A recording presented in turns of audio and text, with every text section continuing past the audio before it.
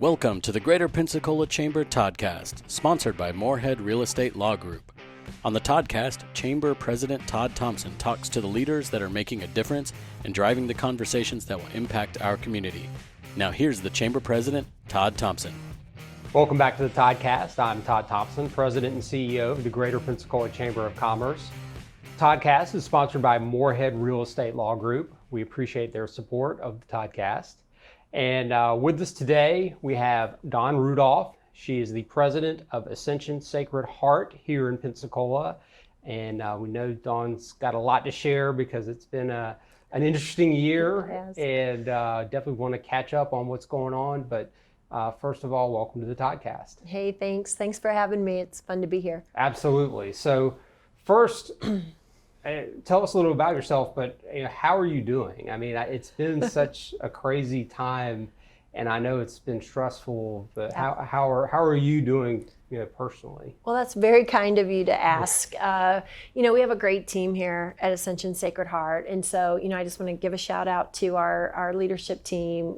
We've taken this year on together in community and with our medical staff, of course, and I'm doing okay. I'm very excited to go on vacation tomorrow, so I will be out for a few days, just enjoying the fall air and doing some hiking, kind of getting back to some, health and wellness, if you will. So I appreciate that. But great team here, and I think we got through that surge that happened in July, feeling really good about it, and just preparing, to come into our flu season. Right.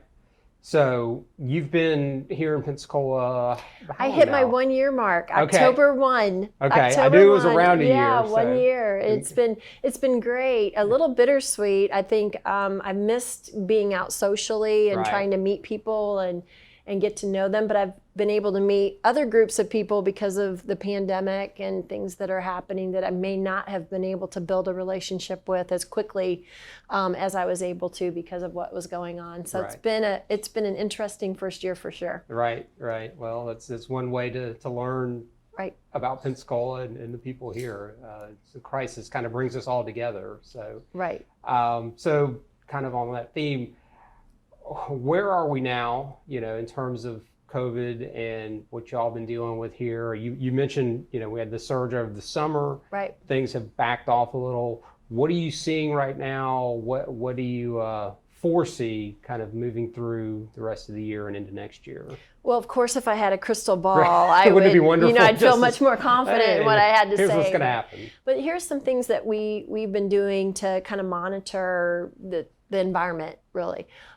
First of all, we did have our surge in July, and at Sacred Heart, we took on over 100 COVID patients here. So that was our challenge. Currently, we're running, in the 20s. Okay. So what we've kind of come to think about it as it's kind of our maintenance of operations. We're always going to have some COVID patients in the house, particularly until we get a vaccine. Right. So, how do we kind of get that into our normal operations? And then we watch it daily, hospitalizations. We also, through our mobile site testing with Ascension Medical Group, we get a daily report of what our positivity rate is. Mm-hmm. So what we have found is that as that positivity rate ticks up, about 8 to 11 days later, the correlation is the hospital rate ticks up. Okay. So we were very worried not worried, but wanted to be very thoughtful about a couple of things, particularly September, Labor Day weekend, kids going back to school, universities opening. What would that do to our hospitalization rate? And it has really stayed fairly stable, where we're at. We'll see a couple of days it'll tick up and then it'll come back down. Right. But what's felt really good about it is the ratio of people on the vents, that we've seen less people in the ICU area than when we were, really in the trajectory of increasing our hospitalizations. Right. So what we'll do is continue to monitor the positivity rate in the community and then just prepare from there. So, yeah. And we were talking a little before we started, flu season is cranking up. Just so people kind of have an understanding of how that might play out this year, talk about, how COVID and flu might be Right. kind of Just right. Well, a working lot together, of, or it was flu-like symptoms, this Right. COVID. So the symptomatic testing, we'll see continue to see an increase in the testing for COVID because people want to know if they're having those symptoms. Is it something that's as virulent as COVID? However, I believe, and I think the guidance would show that if we continue to wear masks around people that we don't know, Right. that we say physically distanced. I know socially distancing is not the term now. Right. We want to be physically Right. distanced. And then, I think what's really important is if we feel like we have those symptoms, particularly fever, there's a whole list of them, but if we think we're infectious, whether it's flu or COVID, just, stay home. Don't Right. go to work. Don't go out and about. I'm hopeful that with those behaviors of washing your hands, the physical distancing and wearing a mask, that, we see a decrease in our flu and that, might still have COVID, but Right. it's really a net sum gain, Right. zero sum gain. So I don't know, that's my crystal ball at it. Right. So we'll just see what the winter brings us. But, we're well prepared to Right. care for whether it's COVID or flu. Right. And we're learning. I know you're learning as we go along. Mm-hmm. This is something that we're just not used to dealing with. But y'all are adjusting and Right. making changes where Right. you need to. I mean, we now allow visitors for our COVID patients, and so, we just had to learn how to keep people safe. That was my number one concern. Our healthcare workers, of course. And then, we restricted the visitors just down to very little and still doing the screening. Our associates still make sure they're screening every day about symptoms. And then as people come into the hospital, we just want to make sure they have a mask on, and we're very dedicated to ensuring that if Right. somebody doesn't, we get them one. Right. But just to keep everybody safe. But we have to learn to live with this. I think one of the sad things that have happened, and we've seen this even in our skilled nursing facility, the Haven, is this isolation. Mm-hmm. Now we have these masks on, and people can't visit, and there's just kind of a, we're social, Right. we're humans, we Right. want to be together. And I think it's very hard to have a loved one in the hospital and not feel like you can be right there and visiting. So we've worked really hard to get some of that normalcy back. Right. Okay. One more COVID-related COVID? question, and then Okay. we'll move on to some better stuff. Okay. There's, we know that there are trials for a vaccine that are Mm-hmm. ongoing, and they're continuing to work on that. So once there are vaccines available, how will you all implement that locally? Locally? Yes. Well, there's been some guidance. This will come out from, with federal guidance, like from the CDC and whatnot. And also we have Ascension National. So, we'll get guidance from our national ministry as well.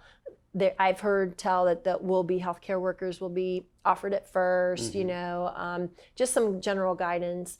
I do know that logistically we've already invested in some refrigerators and things like that so that we could, safely store any vaccine. And so we'll be working very close with our pharmacy friends to make Right. sure, just like with the flu, that we're doing everything appropriately and making sure that we're not wasting or, anything like that. I do think, and I just offer that we've already started conversations with our associates and with our employed medical group, as well as our medical staff of, clinical efficacy, risks, all of that type of thing. And we want to be as transparent as possible that if these are accessible, it doesn't necessarily mean they're mandated. Mm-hmm. And so we're just going to wait for more information to come and the clinical science to help guide us. Sure, Yeah. absolutely. So let's move on. Okay, I know there are tons of other things that are happening that you want to talk about. So, yeah, what is new here at Ascension Sacred Heart Pensacola? What are maybe some new initiatives you've got going? So talk about that a little bit. Well, I was so fortunate to come in, last year with this legacy of incredible leadership here at Sacred Heart and a vision. So one of the things that, has been very important for our campus is that we decompress the campus. It's a very busy campus. You Right. probably noticed when Right. you came on. And we have, lots of people coming through here for care.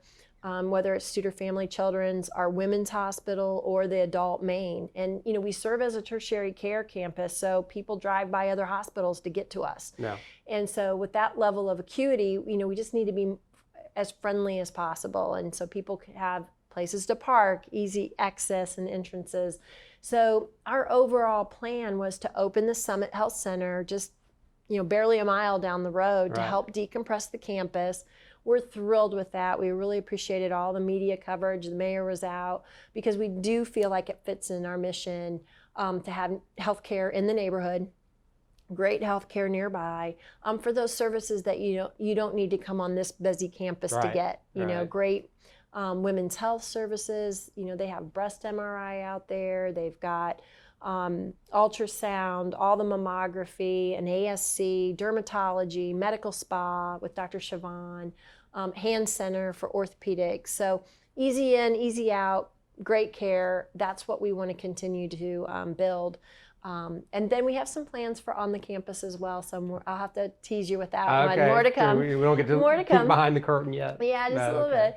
But it was really important for us too to open up the Summit in October, and then in December we'll be opening up in 9 Mile area, so northwest of us, our first freestanding emergency department. Oh wow! We're very busy here in our emergency room with Studer family. We have 3 emergency rooms, by the way, on the campus. We have the pediatric at Studer, we have the women's OB triage, and then we have our adult. And we have 100,000 visits a year. So. What our goal was to decompress the campus and put a freestanding emergency department, equally comparable to our adult and our Studer family children. So they'll be cross, trained. It's really exciting for us to think about how we can have this great experience for people on the northwest side of town. So that'll be opening. Our first patient we're expecting to see the first week of December. Okay, great. Yeah, so. And that's, we think about it's Ascension Sacred Heart Pensacola, but you really are regional. I mean, you're not just here in Pensacola. And Alabama. Right. We get a lot of people from Alabama. Right, yeah. and we were talking before, the bridge situation and how you've had to adjust with professionals working different ways. How's that working out? Oh, well, yeah, the bridge. Wow, right? Yeah. Like who would have expected that to happen? Right. I guess I was thrilled that we've pivoted so well with our remote working. So the good news is our virtual visits for our physicians and their patients stood up, and we're exceeding records in Ascension with these virtual visits, which I also love because they're great for patients. They don't have to leave their home. Right. They can see their doctor. And when we think about it from an employer viewpoint and healthcare spend, it's a better spend time value, and we want to be in value-based healthcare, right? So that's a great initiative for us. And it never really caught hold until COVID. And it was like all of a sudden then the providers and the patients, that was the platform that they wanted to use. So we're thrilled about that. And so with the bridge being out, our providers are trying to position to do more virtual visits, because they're either living in Gulf Breeze and can't get back over to the offices here, or vice versa, they have patients in Gulf Breeze that don't necessarily want to go around the horn to get up here to them. So that's been one effort. The other effort, I'd love to give some kudos to the Ascension Medical Group at Tiger Point. Like in 5 days, they stood up urgent care and said, we need to have a place for people to come on the weekends. Dr. Hawkins and Dr. Langer, they're from Gulf Breeze. They're very highly thought of over there. They just put their heads together, and with the operations team and Justin Lorato stood up urgent care, and we just really have been busy ever since day one. So that's been great. And then, we were teasing around things. Do we have a ferry to get people over? What can it be? But I think being a 24/7, 365 business, I just encourage people to say, get here a little bit earlier. Don't go with the traffic. Try to leave a little bit earlier. We take our calls. How can we accommodate this extra commute time? And so that's what we've been trying to navigate through. I'm so happy I live downtown. So I was just praying for them that, that's a big adjustment, I know, to do that. So it's just another thing, like you said, you have to pivot to this year. Yeah. I mean, and so many businesses have been so nimble throughout all this and just making changes. But on the scale of a large healthcare conglomerate. I mean, it's y'all do so many different moving pieces that to get that, again, make that shift.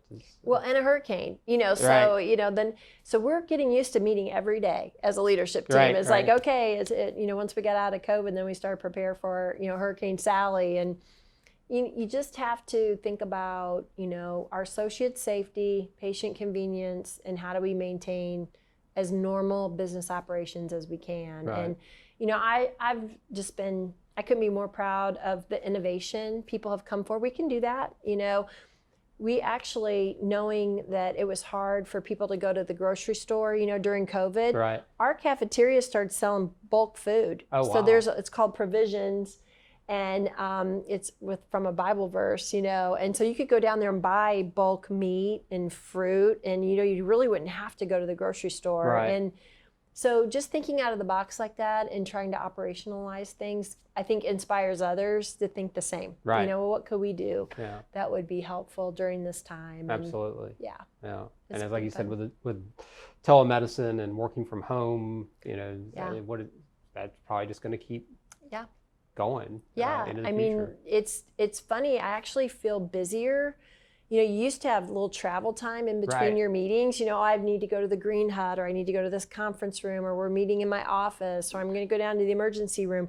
Now it seems like all these, they're just Zoom calls, Right. or we have Google Meet. But it's hour to hour, and it's like every once in a while I'd say, I need a 2-minute Right. break, to get a cup of coffee or something. Yeah, But just a change of scenery instead of looking at a screen. absolutely Yeah, right. yeah. But I think people are getting used to it, Right. and we're productive. And so if it helps people feel safe to work from home, and they're just as productive as if they're here, we've actually this is, I think, kind of funny, but we call our committee meeting Space Force. And so we've been going around the camp. I know, don't.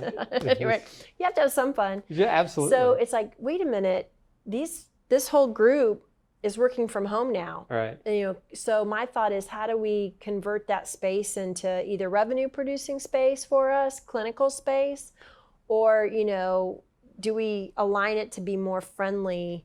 We're a big campus. Some things aren't friendly. Well, we kind of have from our master facility plan, obviously children's is on the north side, adults on the south side, but we've got 2 big medical office buildings on the east and west side. And so how are those services aligned? So Right. we've really tried to push a lot of the children's to the east side, and that's included moving some people around, and we were able to do that because now they're not occupying that space. Right. So, we just try to think about it from a customer view as well, and that's been keeping us busy. Right. Never a dull moment. No, I think we're all adrenaline junkies Yeah. in healthcare, Right. we what's the next thing we Right. can jump into? Yeah. Now, you said you're going on vacation. You might, take a nap one day and just decide I'm gonna sleep for a long time. That may happen. Right, That may right. happen. Yeah. You have a little German in me. We like our naps, Right. But no, I think just getting outside and hiking, and part of my just affirmation of my vocation is kind of being still a little bit and thinking about all the blessings. In Pensacola, this is an incredible community, business community.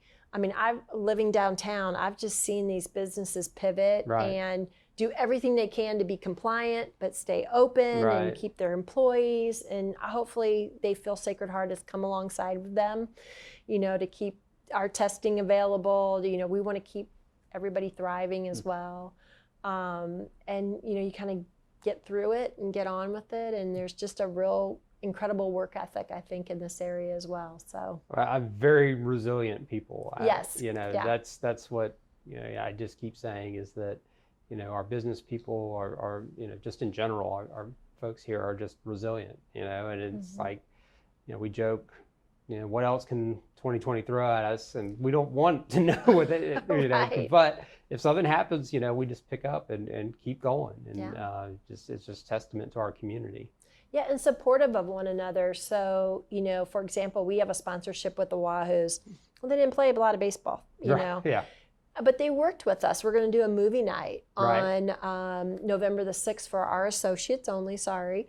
But, that was just a way to, we didn't want to pull back our sponsorship dollars. What could we do differently, And they've just been tremendous to work with. And I just think you're right. You just have to figure out how do you keep, it as a win-win, right. And kind of go through it. So Right. it's been a really incredible community to come to know and love. Yeah, absolutely. Well, really appreciate Ascension Sacred Heart, your support of the you. chamber. Carol Carlin is on our board and has Right. been just a tremendous asset for us. So thanks for that. But as we kind of wrap up here, is there anything else you want to share with our listeners? I always want to end in gratitude, thankful for all the welcome that I've received over the past year and acceptance in this role. It's really an honor. I've heard so many times how people see Sacred Heart as a resource, kind of that institution, and that's a big, Right. responsibility, and I want them to always feel well cared for when they come to Sacred, and I just couldn't be more proud of our team, and as things happen in the community, we want to be a part of that. Mm-hmm. So if you know anyone at Sacred, or if there's anything we can do for any of your listeners, we're open to being innovative. We want to see healthcare being done at the right place at the right time with the right provider to create that value in business. Right. And I think we can be a strong partner in that, and would be open to ideas of how we could help. Great. Well, we'll look forward to that. Good. Again, Dawn Rudolph, president of Ascension Sacred Heart here in Pensacola. Thank you so much for being on the Toddcast. And thank you again to Moorhead Real Estate Law Group for your sponsorship of the Toddcast. And we'll see you next time on the Toddcast. Thanks for listening to this edition of the Toddcast. To learn more, check out the Greater Pensacola Chamber's Facebook page and follow us on Twitter at ToddcastPCola.